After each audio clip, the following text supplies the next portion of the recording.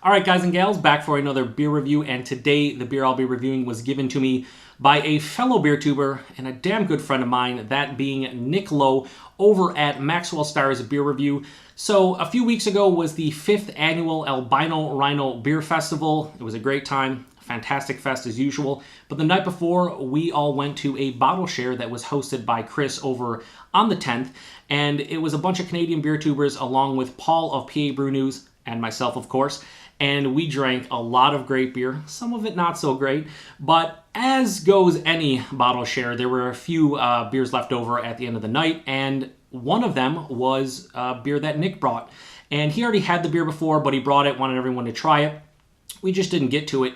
So at the end of the night, Nick was like, look, I know you like this brewery, so if you want to take this beer home and give it a review, go ahead. So I've done that, and we're going to give it a review. So thank you very much, Nick, for this beer. I truly do appreciate it, sir. So the beer that I'm going to be reviewing today comes from the Trailway Brewing Company out of Fredericton, New Brunswick, Canada, and this is their Hopical Trop. So, according to the can, this is a rotating fruit, a double IPA. Comes in at 8% alcohol by volume. And on the bottom here, baby, they have a canning date. I believe Paul is going to kill me because this beer is not room temperature, 700 degrees. So, therefore, my opinion is invalid as we speak. But yeah, let's see if you can see it. It says canned on May 9th of 2018, putting this right around a month old. So, I don't know much about this beer. Usually when I do any research for my reviews, I just go typically to the brewery's website and then Untappd, and that's it. Unless it's like a special beer that I really, really want to know, like the ingredients or the barrel that it was aged in and so on and so forth, that's what I stick to. And that's what I did for this. And on Untappd, it says that the exact same thing it says here on the can. It's a rotating fruit double IPA, 8% alcohol by volume. Their website, despite the fact that Trailway's been open for, I think, at least a couple years, it's still under construction, so that was no help. But Nick was, once again, the saving grace because he was the only friend of mine that had checked this beer in, and he mentioned that this is the sweet dark cherry version. So 8% double IPA brewed with sweet dark cherries, at least as far as I know. I mean, it could be a different version, but I'm pretty sure it's the same. So anyway, let's give this a crack. Pour it in a glass, see what we got going on. So Trailway, I've had 6 or 7 beers from, all courtesy of Nick, and I think they're one of the best breweries, period, in the Maritimes, and probably the best brewery when it comes to New England-style IPAs that I've had, from the Maritimes. I would say that. I'm safe in saying that, I think. Anyway, let's give it a pour, see what we got going on. Has some nice color to it. Let me give it a little bit of swirl. I did roll this a little bit, not much, just a little bit to give it agitated. Let's see if we got any more color coming in on this one. Yeah, oh man, I can smell the cherries from here. So yeah, that has this nice glow to it.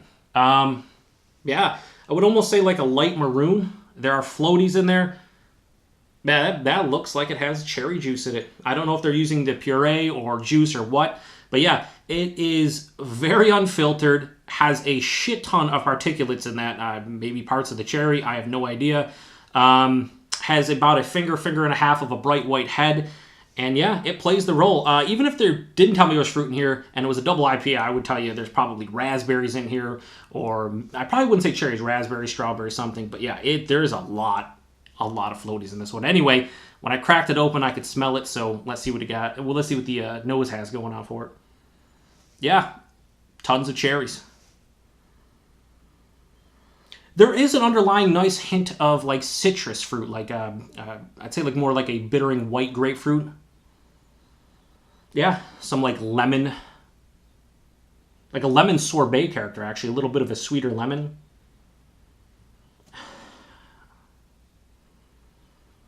Honestly, though, it's hard to get past all the cherries.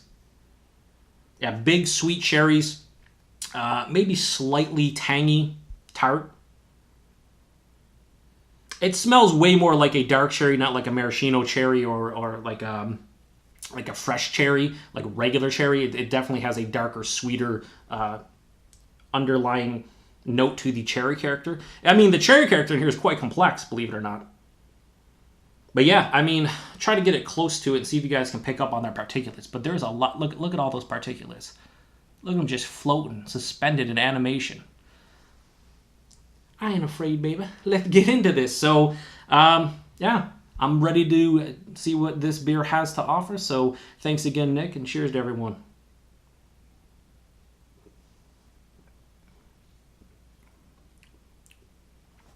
Pretty good.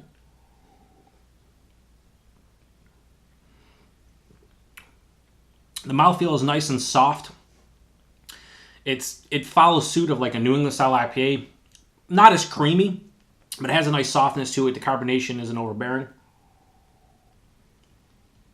Higher side of medium body, there's a bit of heft to this one. It is quite sweet. Part of it's probably from the sweet cherries. Part of it's probably from the malt base. But there is a nice lingering bitterness to kind of offset that sweetness. Yeah, so right up front, there's a lot of that sweet dark cherry. It's not as sweet as the nose would indicate, although it is pretty sweet. I think the combination of the cherries with the malt base is kind of bumping up that sweetness. As it passes through the palate, though, that grapefruit, that white grapefruit, a little bit of that lemon sorbet, kind of cut the cherry character, brings out a little bit more complexity to the overall flavor of this beer. And then it finishes pretty damn dry and decently bitter to offset the sweetness, to make it, I wouldn't say it's necessarily balanced, but within your palate, it's kind of from front to beginning. They're way different. The front's super sweet, the ending's quite bitter. But if you put them all together in conjunction, it makes for a relatively balanced drinking experience. I wouldn't necessarily say I'd be able to tell you this was a double IPA if I didn't know it was a double IPA. At the same time, the fact that there is a substantial bitterness and there is that citrus character midway through the palate, maybe I would. I don't know. This beer is pretty damn good, but I'm not going to say I'm disappointed by it. Again, it's about a month old, so pretty damn fresh, especially considering that Nick, hauled it all the way from New Brunswick, Canada, to Ontario, and then I brought it across the border. The fact that I have this about a month old is pretty fantastic. Again, a month old, the time of this recording. By the time this goes up, whatever date I'm putting on is probably like five and a half weeks by the time I put this up. But as I'm drinking this, 4 weeks old. Yeah, it's easy going. Nothing negative to really say about it. But I think in this beer, the case for me is that this is drinking a bit more like a fruit beer and less like a double IPA, which isn't bad. But when you're saying it's a fruit double IPA, I'm not a stickler for styles. I really don't care too much about like if the style is if the beer is delicious, I don't care what style it is, right? Like, but when you put that on the can, I'm thinking I want a bit more hop forward characters. I want a little bit more complexity. This one, though, is kind of dominated by the fruit, which is fine. But for me, the fruit character isn't all that great. It's not as sweet dark cherries. It's just kind of sweet dark cherries, which I like. I like dark cherries quite a bit, actually. But in here, I don't know. It's a bit flat. It seems like I'm being negative about this one, but I'm really not. What I'm trying to say is, as far as Trailway goes, slightly disappointed, just very so slightly. At the same token, I would give the Hopical Trop from Trailway, I'd have no problem giving that a solid 3.75 out of 5. Most of their beers I've had are like 4 above, so that's where the bit of disappointment comes in for me. But at the same time, this is pretty damn solid, especially considering the weather. It's damn hot out right now, so it's kind of refreshing, although at 8% and the body it has makes it a little bit less refreshing, if you know what I mean. But anyway, yeah, I'm really grateful to Nick that I was able to try another beer from Trailway. They do make pretty damn good beer, and I appreciate him hooking me up with this one, so thank you very much again, Nick, and thanks to everybody else for stopping by for another beer review. If you guys want to like, comment, subscribe, feel free to do so. If you guys want to hit that notification bell, you guys know the drill. Do so, don't, whatever. It's up to you. But I do appreciate you guys stopping by, and until the next one, cheers.